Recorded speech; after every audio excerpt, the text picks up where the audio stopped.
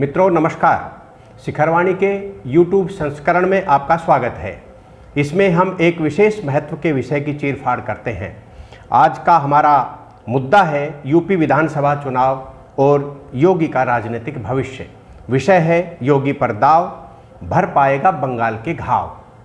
बंगाल विधानसभा के चुनाव परिणाम कुछ दिन पहले आए थे।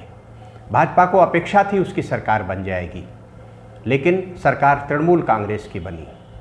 बहुत लोग विश्लेषण करते रहे कि भाजपा इस बार बंगाल में ऐसी स्थिति निर्मित करेगी जहां उसकी सरकार बनने वाली है।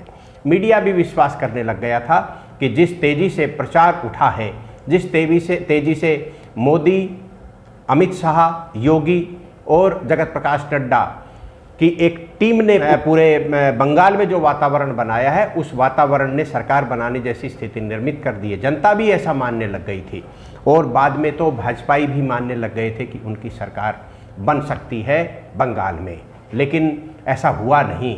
सपना चकनाचूर हो गया।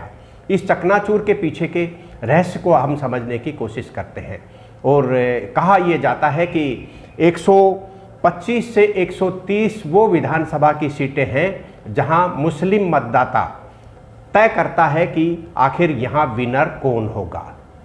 और मुस्लिम मतदाताओं ने उत्तर प्रदेश की भांति पश्चिमी बंगाल में भी भाजपा का साथ देना दूर की बात है, विरोध किया, विरोध में मतदान किया और इतनी समझदारी से मतदान किया कि कौन भाजपा को हरा सकता है, उस व्यक्ति या उस दल यानी कि उस प्रत्याशी को वोट दिया। और वो वोट कांग्रेस और वामपंथी दलों को 0 तक पहुंचा गया, लेकिन भाजपा को बड़ी चोट उसने पहुंचा दी। आप समझ सकते हैं कि बंगाल विधानसभा की वे सारी सीटें जहां मुस्लिम डोमिनेटेड हैं, तृणमूल कांग्रेस के पक्ष में चली गई और भाजपा का सपना चकनाचूर हो गया।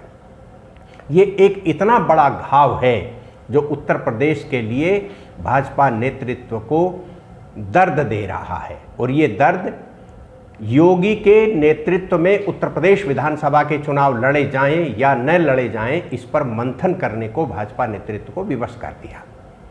यदि हम उत्तर प्रदेश विधानसभा के आम चुनाव के संदर्भ में बात करते हैं तो लगभग 140 विधानसभा सीटें ऐसी हैं जो उत्तर प्रदेश में मुस्लिम बहुल क्षेत्र के तहत मानी जा सकती हैं।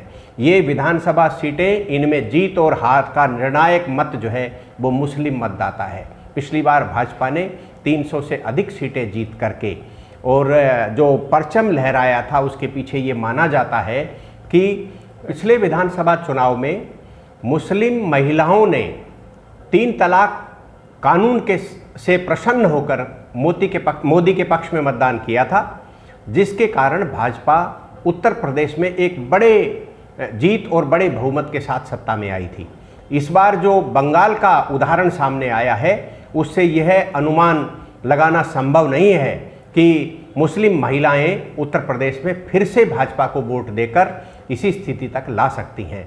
इसलिए भाजपा का नेतृत्व इस बात पर मंथन और विचार कर रहा है कि क्या उत्तर प्रदेश की रणनीति हो, उत्तर प्रदेश में वापसी के लिए किस प्रकार की स्थितियां बने। क्या उत्तर प्रदेश में जो बंगाल में वामपंथी और कांग्रेस ने जिस रणनीति के तहत काम किया है, क्या समाजवादी पार्टी और बहुजन समाज पार्टी कांग्रेस इसी रणनीति के तहत भाजपा को हराने के लिए उत्तर प्रदेश में समीकरण तय तो नहीं कर लेंगी? ये सारे मंथन के विषय भारतीय जनता पार्टी नेतृत्व के सामने रहे हैं। ऐसी स्थिति में ये बात उभर कर सामने आई कि क्या ये चुनाव योगी आदित्यनाथ के कट्टरपंथी चेहरे के साथ लड़े जाएं या कोई लिबरल चेहरा सामने रख करके उत्तर प्रदेश विधानसभा के चुनाव लड़े जाएं। लेकिन राजनीति के समझने वाले ये मानते हैं कि योगी आदित्यनाथ जब उन्होंने सत्ता संभाली तो उनका चेहरा एक ऐसे हिंदूवादी नेता के रूप में था, एक ऐसे कट्टर विचार के नेता के रूप में था, लेकिन जब उन्होंने सत्ता संभाली तो मुख्यमंत्री की कुर्सी पर बैठकर उन्होंने राजधर्म का पालन किया। एक भी निर्णय ऐसा योगी का नहीं दिखाई दिया जिसकी आलोचना हुई हो, लेकिन जो ही वो मुख्यमंत्री की कुर्सी से अलग हटकर आम सभाओं में जाते तो मुख्यमंत्री योगीनाथ का वही चेहरा सामने आता था जो वो एक सांसद के रूप में जनता के सामने अपने आप को पेश करते थे। भारतीय जनता पार्टी का केंद्रीय नेतृत्व, जिसमें कहीं यूं कह सकते हैं मोदी और अमित शाह योगी के इसी तेज और इसी कट्टरपन का भारतीय जनता पार्टी में भी एक वेपन के रूप में उपयोग करते रहे हैं। मध्य प्रदेश के मुख्यमंत्री शिवराज सिंह चौहान की लोकप्रियता सहज नहीं है। डॉक्टर रमन सिंह छत्तीसगढ़ के अंदर 15 साल मुख्यमंत्री के रूप में रहे, उनकी आदिवासी क्षेत्रों में पकड़ कम नहीं है। वसुंधरा राजे सिंधिया राजघराने से आती हैं, उनका एक विशेष समुदाय और सामंत लोगों में अपना प्रभाव कम नहीं है, लेकिन इन तीनों को अपने क्षेत्र में रोकने का काम योगी आदित्यनाथ के माध्यम से अमित शाह और नरेंद्र मोदी की जोड़ी ने किया। इसलिए अमित शाह नरेंद्र मोदी के साथ योगी आदित्यनाथ के युक्ति का साथ मिलकर के चलने का समीकरण सहज नहीं है। इसलिए उत्तर प्रदेश के बारे में यही निर्णय होता दिखाई दे रहा है कि योगी आदित्यनाथ के नाम पर, उनके चेहरे पर नरेंद्र मोदी और अमित शाह की चेहरे और रणनीति और टीम के साथ फिर से उत्तर प्रदेश के चुनाव सामने आ सकते हैं। केवल ये देखना है कि जो 140 विधानसभा की सीटें मुस्लिम डोमिनेटेड हैं, और सबसे चिंता की बात यदि देश के सामने हो सकती है तो ये है कि ग्रामीण अंचल में रहने वाला मुस्लिम मतदाता भारतीय जनता पार्टी को हराने के लिए उस व्यक्ति को वोट देता है, उस पार्टी प्रत्याशी को वोट देता है जो भाजपा को हराकर सरकार बनाने की स्थिति में आ सकता है। ये बंगाल का उदाहरण हमारे सामने है।